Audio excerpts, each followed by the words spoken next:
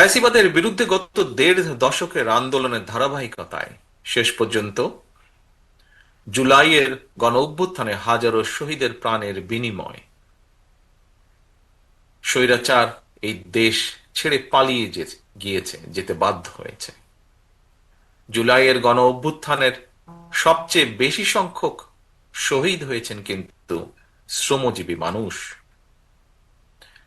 বিশেষ করে এই সাভার আশুলিয়ায় শ্রমিকদের উপরে গণহত্যা চালানো হয়েছিল। হত্যা করে শ্রমিকদের লাশগুলোকে পুড়িয়ে ফেলা হয়েছিল, মানুষের লাশগুলোকে পুড়িয়ে ফেলা হয়েছিল। লাশের সঙ্গে এমন বর্বরতা, লাশের সঙ্গে এমন নির্মমতা, মনে হয় কারবালার যে নৃশংসতা তাকেও বোধহয় হার মানিয়েছে। 5ই আগস্টে ফ্যাসিস্টের পলায়নের দিন সাভার আশুলিয়ার শ্রমিকদের উপরে গণহত্যা চলেছিল, মানুষের উপরে গণহত্যা চলেছিল। প্রিয় উপস্থিতিবৃন্দ, সরকারি চাকরিতে কোটা সংস্কারের দাবিতে গত বছর জুলাইয়ে যে আন্দোলন শুরু হয়েছিল, সেই আন্দোলনে কিন্তু শ্রমজীবী মানুষের সরাসরি কোনো স্বার্থ হয়তো বা জড়িত ছিল না, কারণ তারা কোনো সরকারি চাকরির আশা করেননি।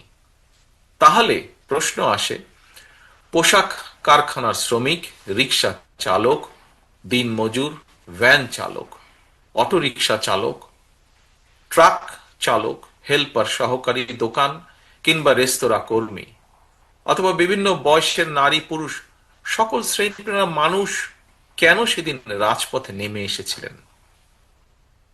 একজন রাজনীতিবিদ হিসাবে, একজন রাজনৈতিক কর্মী হিসাবে আমি একটি কারণ খুঁজে পাই।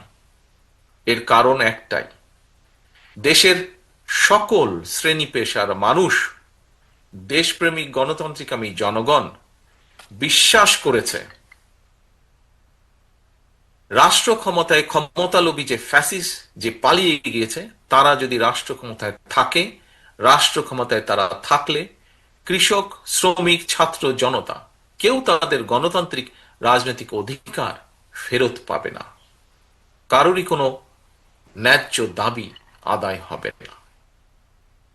দেশপ্রেমিক গণতান্ত্রিকামী জনগণ বিশ্বাস করেছিল সেদিন যে ক্ষমতালোভী ফ্যাসিস্ট রাষ্ট্র ক্ষমতা কুক্ষিগত করে রাখতে সক্ষম হলে দেশের সার্বভৌমত্ব ভুলুণ্ঠিত হবে, এবং এ কারণেই ফ্যাসিস্টদের সেই স্বৈরাচারের শাসনের বিরুদ্ধে দেশপ্রেমিক শ্রমজীবী কর্মজীবী মানুষ নির্দ্বিধায় শহীদী মৃত্যুকে সাহসের সঙ্গে সেদিন আলিঙ্গন করেছিলেন।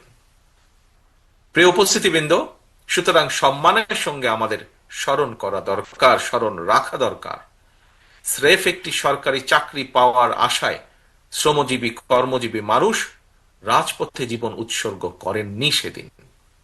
এই জনগণ একটি ইনসাফ ভিত্তিক গণতান্ত্রিক মানবিক রাষ্ট্র প্রতিষ্ঠার স্বপ্ন নিয়ে, আকাঙ্ক্ষা নিয়ে রাজপথে নেমে এসেছিলেন।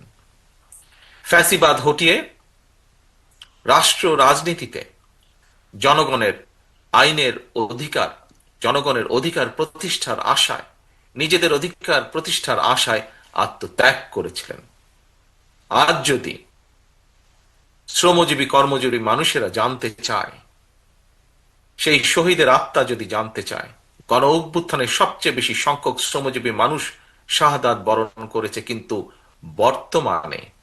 বর্তমান সরকার এবং প্রশাসনে শ্রমজীবী কর্মজীবী মানুষের অবস্থান কি?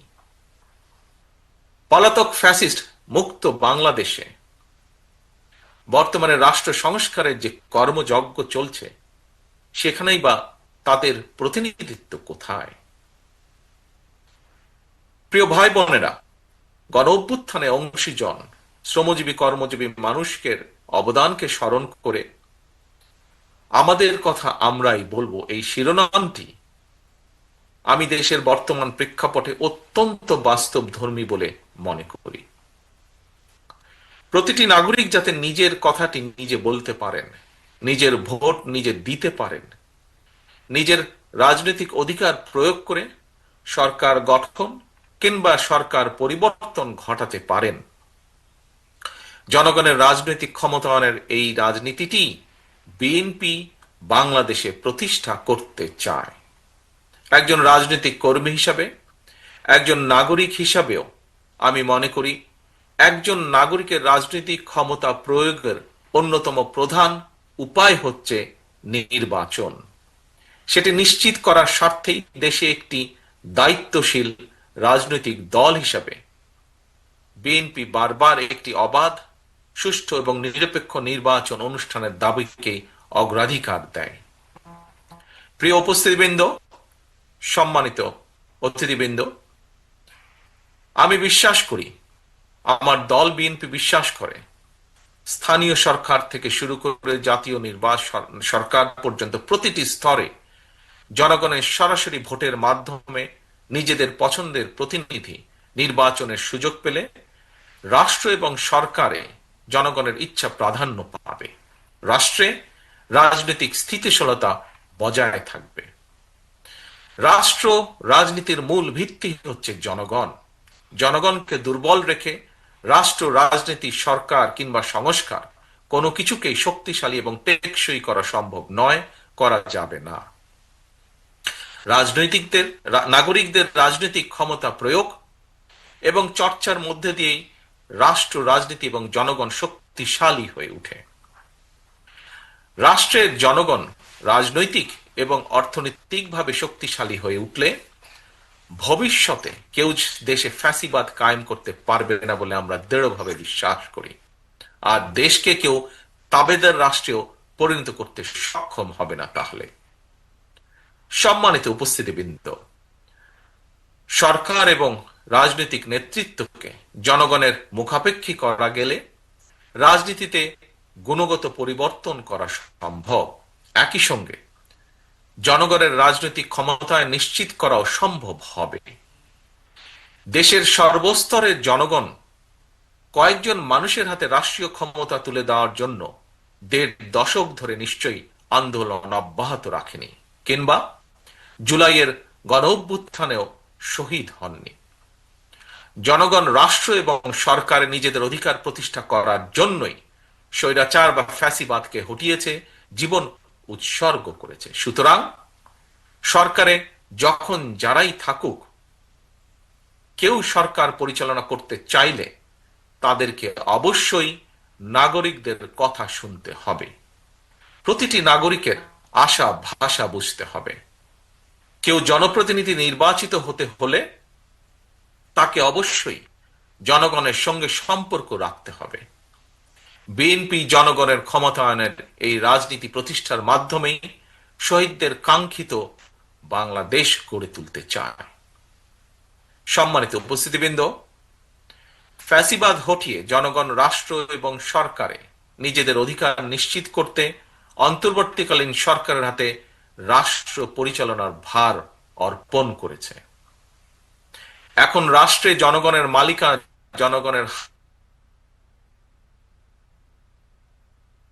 ক্ষেত্রে অন্তর্বর্তীকালীন সরকারের মাঝে শোনা যায় যে সকল কথা, একটি অন্তর্বর্তীকালীন সরকারের একটি অংশ নানা অপকৌশলের আশ্রয় নিচ্ছেন। অন্তর্বর্তীকালীন সরকার শিক্ষাঙ্গন, স্থানীয় সরকার কিংবা জাতীয় সরকার, প্রতিটি ক্ষেত্রেই বিএনপি জনগণের ভোটে প্রতিনিধি নির্বাচিত করার পক্ষে। কিন্তু এইসব নির্বাচন অনুষ্ঠানের ক্ষেত্রে অন্তর্বর্তীকালীন সরকার অগ্রাধিকার নির্ধারণে বিচক্ষণতার পরিচয় দিতে পারছে কিনা, এটি একটি বিরাট প্রশ্ন এই মুহূর্তে জনগণের সামনে।